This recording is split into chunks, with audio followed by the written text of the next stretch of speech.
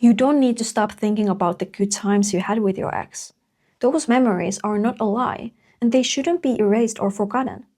But you do need to give the part of you that's still trying to make sense of it all some context. Because if you don't, it will stay loyal to a version of the relationship that wasn't designed to last. Please listen closely here. This part is important. The good memories you have exist because of something called intermittent reinforcement. This is when they mix moments of positive treatment into long stretches of negative treatment. They'll spend a month making you feel like you're not good enough. Then one day, they'll hold your hand and tell you how lucky they are to have you. Do they do this on purpose? Some would say yes, others would say no. The point is, those positive memories don't last. They can't. Because they don't come from genuine care for your well-being. They come from a need to feel good about themselves. Because a narcissist's self-image is dependent on external validation. They need people to borderline worship them in order to feel good about themselves. And what better way to get that than by making you feel like they're the love of your life? But once that need is met, the warmth gets cut off. Because there is no reason for them to act positively toward you anymore.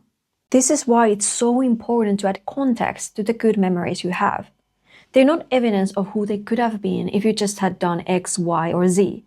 They're a tool narcissistic people use to feel good about themselves. So how do you add context? Our community loves using an exercise called What Else? When a positive memory comes up, grab something to write or type with. Then spend some time explaining the reason it's a positive memory for you. When you're finished, ask yourself, what else was happening at the time? And write or type that down too. For example, you might write, we were lying on the couch on our anniversary watching our favorite show. It felt so warm and peaceful, like we were finally in a good place.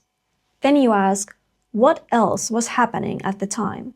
And you might remember, I fell asleep on his arm that night, and the next morning he was cold and distant. He said I didn't care about him because I fell asleep, then gave me the silent treatment for 3 days. You do this with as many positive memories as you can, not to change or erase them, but to remind yourself of this. You can keep the good memories without keeping the person who hurt you. Thank you for watching the Unfiltered Narcissistic Partners Podcast. If you found it helpful, please like and subscribe to the channel.